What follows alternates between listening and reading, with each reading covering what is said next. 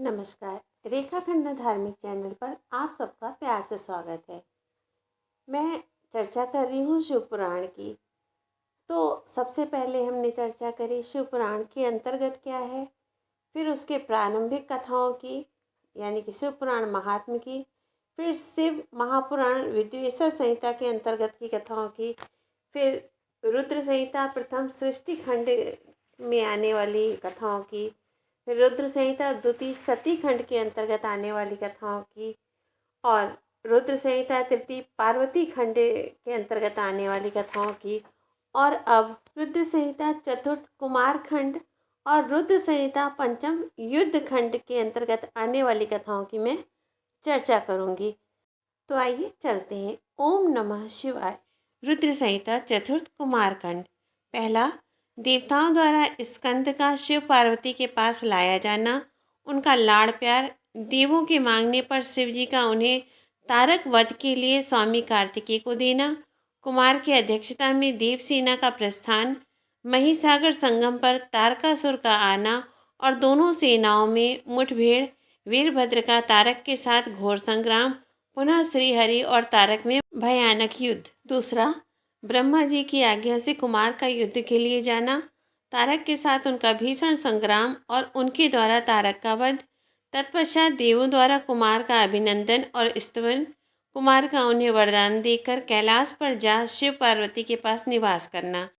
तीसरा, शिव का अपनी मैल से गणेश को उत्पन्न करके द्वारपाल पद पर नियुक्त करना, गणेश द्वारा शिव जी के रोके जाने पर उनका शिवगणों के साथ भयंकर संग्राम, शिव जी द्वारा गणेश का शिरच्छेदन, कुपित हुई शिवा का शक्तियों को उत्पन्न करना और उनके द्वारा प्रलय मचाया जाना, देवताओं और ऋषियों का स्तवन द्वारा पार्वती को प्रसन्न करना, उनके द्वारा पुत्र को जिलाए जाने की बात कही जाने पर शिव जी के आज्ञा अनुसार हाथी का सिर लाया जाना और उसे गणेश के धड़ से जोड़कर उन्हें जीवित करना।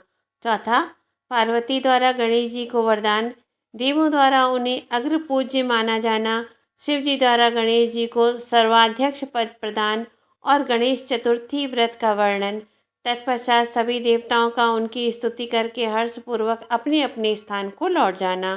पांचवा, स्वामी कार्तिक और गणेश की बाल लीला दोनों का परस्पर विवाह के विषय में विवाद, शिव जी द्वारा पृथ्वी परिक्रमा का आदेश, कार्तिकेय का प्रस्थान, गणेश का माता पिता की परिक्रमा करके उनसे पृथ्वी परिक्रमा स्वीकृत कराना, विश्व रूप की सिद्धि और बुद्धि नामक दोनों कन्याओं के साथ गणेश का विवाह और उनसे क्षेम तथा लाभ नामक पुत्रों की उत्पत्ति, कुमार का पृथ्वी परिक्रमा करके लौटना और क्षुब्ध होकर क्रौंच पर्वत पर चला जाना, कुमार खंड के श्रवण की महिमा।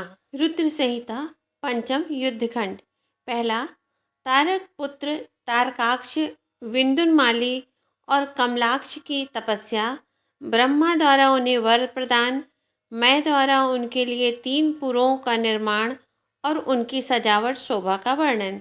दूसरा, तारक पुत्रों के प्रभाव से संतप्त हुए देवों की ब्रह्मा के पास करुण पुकार, ब्रह्मा का उन्हें शिव के पास भेजना, शिव की आज्ञा से देवों का विष्णु की शरण में जाना और विष्णु का उन दैत्यों को मोहित करके उन्हें आचार भ्रष्ट करना। तीसरा, देवों का शिव जी के पास जाकर उनका स्तवन करना, शिव जी के त्रिपुर वध के लिए उद्यत न होने पर ब्रह्मा और विष्णु का उन्हें समझाना, विष्णु के बतलाए हुए शिव मंत्र का देवों द्वारा तथा विष्णु द्वारा जप, शिव जी की प्रसन्नता और उनके लिए विश्वकर्मा द्वारा सर्वदेव में रथ का निर्माण। चौथा, सर्वदेव में रथ का वर्णन, शिव जी का उस रथ पर चढ़कर युद्ध के लिए प्रस्थान, उनका पशुपति नाम पड़ने का कारण, शिव जी के द्वारा गणेश का पूजन और त्रिपुर दाह मैदानों का त्रिपुर से जीवित बच निकलना। पांचवा, देवों के स्तवन से शिव जी का कोप शांत होना और शिव जी का उन्हें वर देना, मैदानों का शिव जी के समीप आना और उनसे वर याचना करना, शिव जी से वर पाकर मैं का वितल लोक में जाना। 6, दंभ की तपस्या और विष्णु द्वारा उसे पुत्र प्राप्ति का वरदान, शंखचूड़ का जन्म, तप और उसे वर प्राप्ति, ब्रह्मा जी की आज्ञा से उसका पुष्कर में तुलसी के पास आना और उसके साथ वार्तालाप, ब्रह्मा जी का पुनः वहाँ प्रकट होकर दोनों को आशीर्वाद देना और शंखचूर्ण का गांधर्व विवाह की विधि से तुलसी का पाणी ग्रहण करना। 7. शंखचूर्ण का असुर राज पर अभिषेक और उसके द्वारा देवों का अधिकार छीना जाना, देवों का ब्रह्मा की शरण में जाना, ब्रह्मा का उन्हें साथ लेकर विष्णु के पास जाना, विष्णु द्वारा शंखचूर्ण के जन्म का रहस्योद्घाटन और फिर सबका शिव के पास जाना और शिव सभा में उनकी झांकी करना तथा अपना अभिप्राय प्रकट करना। 8. देवताओं का रुद्र के पास जाकर अपना दुख निवेदन करना, रुद्र द्वारा उन्हें आश्वासन और चित्ररथ को शंखचूर्ण के पास भेजना, चित्ररथ के लौटने पर रुद्र का गणों, पुत्रों और भद्रकाली सहित युद्ध के लिए प्रस्थान। उधर शंखचूर्ण का सेना सहित पुष्पभद्रा के तट पर पड़ाव डालना और दानवराज के दूत और शिव की बातचीत। 9.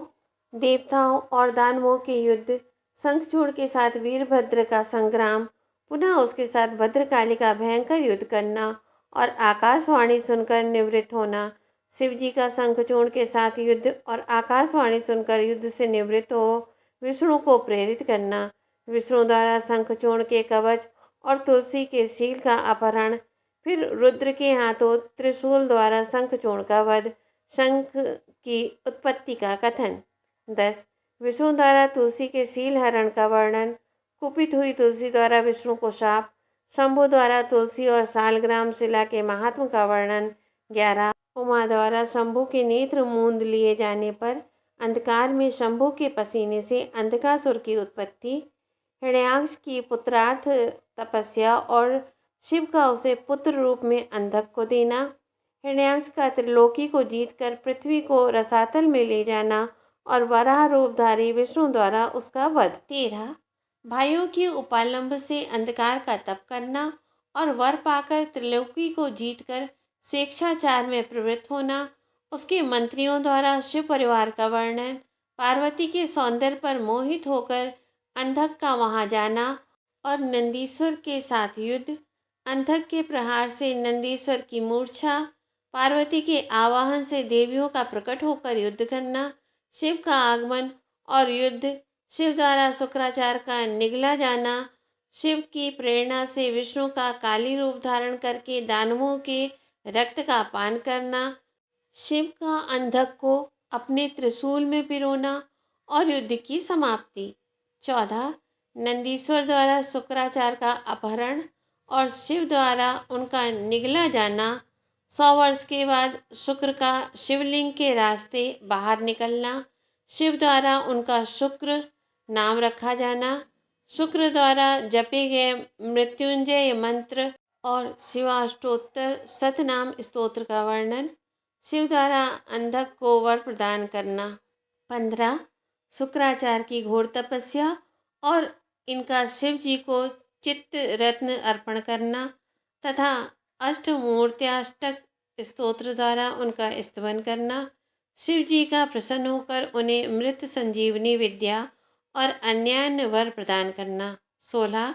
बाणासुर की तपस्या और उसे शिव द्वारा वर प्राप्ति, शिव का गणों और पुत्रों सहित उसके नगर में निवास करना, बाणपुत्री उषा का रात के समय स्वप्न में अनिरुद्ध के साथ मिलन, चित्रलेखा द्वारा अनिरुद्ध का द्वारका से अपहरण, बाण का अनिरुद्ध को नागपास में बांधना, दुर्गा के स्तवन से अनिरुद्ध का बंधन मुक्त होना, नारद द्वारा समाचार पाकर श्री कृष्ण की शोणितपुर पर चढ़ाई, शिव के साथ उनका घोर युद्ध, शिव की आज्ञा से श्री कृष्ण का उन्हें इम्रणास्त्र से मोहित करके बाण की सेना का संहार करना। 17.